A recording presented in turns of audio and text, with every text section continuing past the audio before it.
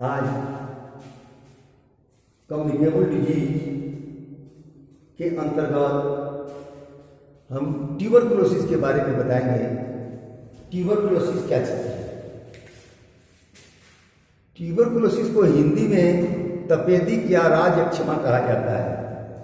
इस बीमारी में का लक्षण है कि खांसी ज्यादा दिनों तक रहती है तथा रोज शाम को रोगी का टेम्परेचर बढ़ जाता है, उसका बॉडी टेम्परेचर इंक्रीज हो जाता है।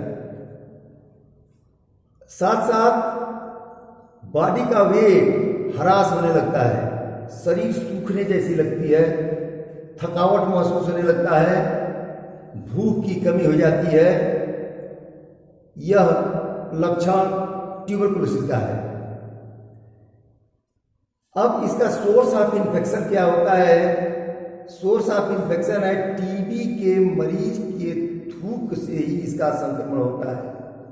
जो ट्यूबरकुलोसिस का पेशेंट है, टीबी का पेशेंट है, या उसको तपेदिक का पेशेंट कहते हैं या राजयक्षमा का पेशेंट कहते हैं, वो कहीं जब थूकता है तो वो जो है संक्रमण फैलाता है, वो संक्रमण का स्रोत है। उसके बाद से इसका काजटी वजह है।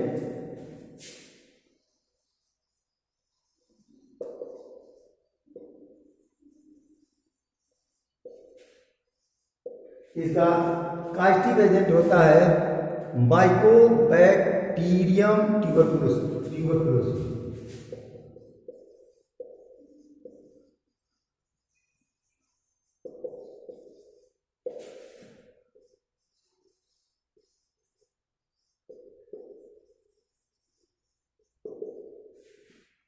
माइकोबैक्टीरियम ट्यूबरकुलोसिस का कास्टिक एजेंट है ट्रांसमिशन। यह एक एयरबॉर्न इन्फेक्शन है जिसका ट्रांसमिशन ड्रॉपलेट इन्फेक्शन या ड्रॉपलेट न्यूक्लियाई इन्फेक्शन द्वारा होता है। मरीज के खांसने से काफी मात्रा में कई साइज के ड्रॉपलेट निकलते हैं।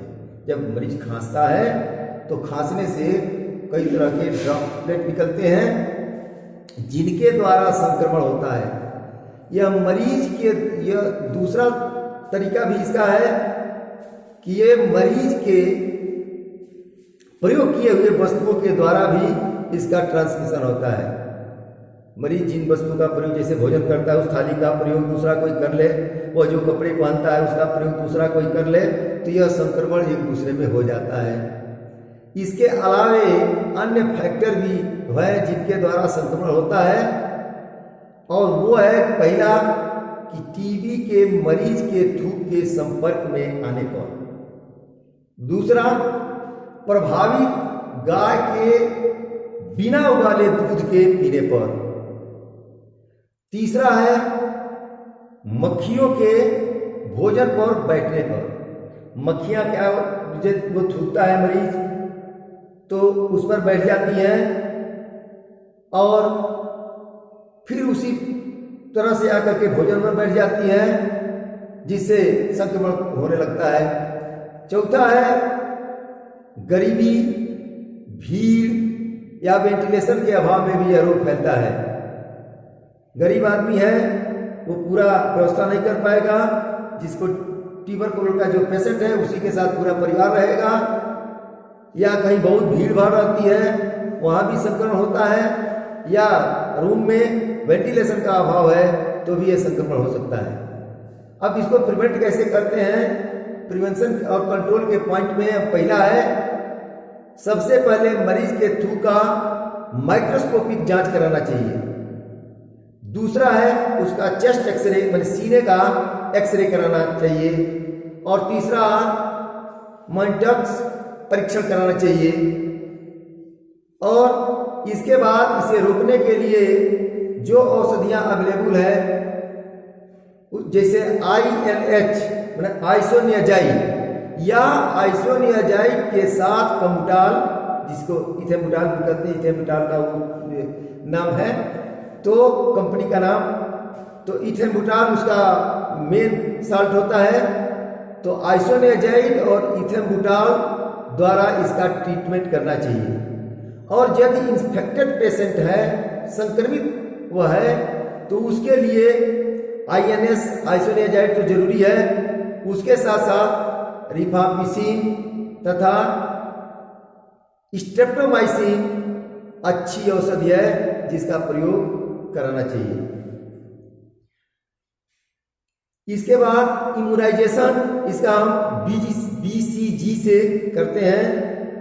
शुरू में जब बच्चे पैदा होते हैं तो उसका भी टीकाकरण BCG का लगता है, लगवा देने से इसकी संभावना नहीं होती है। अब हेल्थ एजुकेशन के अंतर्गत पहले लोगों का मानना था कि टीबी एक असाध्य बीमारी है, जिसको हो जाती है वो छूटती नहीं है। इस पर इसी तरह से करते करते जब ये दवा ज्यादा अनुसंधान नहीं हुआ था, इस पर विज्ञान काबू नहीं पाया था, तब यह असाध्य मानी जाती थी और बहुत से लोग इसको, इसीलिए इसको क्षय रोग भी कहा जाता है कि इससे क्षय हो जाता था, अर्थात क्षय बॉडी का क्षय हो जाता था और लोग मर जाते थे।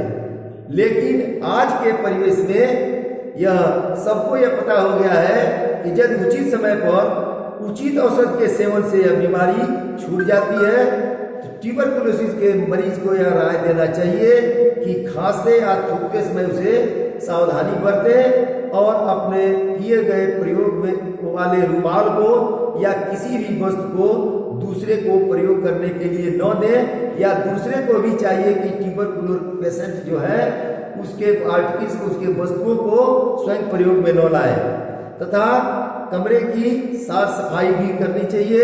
साथ साथ गर्म दूध का सेवन करना चाहिए और लोगों को भी चाहिएगा, पब्लिक की जो जिम्मेदारी होती है कि तमाम तरह के गवर्नमेंट के द्वारा ये आयोजित किए जाते हैं ट्यूबरकुलोसिस कंट्रोल प्रोग्राम, वहाँ उसको जाने देना चाहिए, जहाँ पर इसके कारण निवारण और औषध हर चीज की वहाँ जानकारी दी जाती है।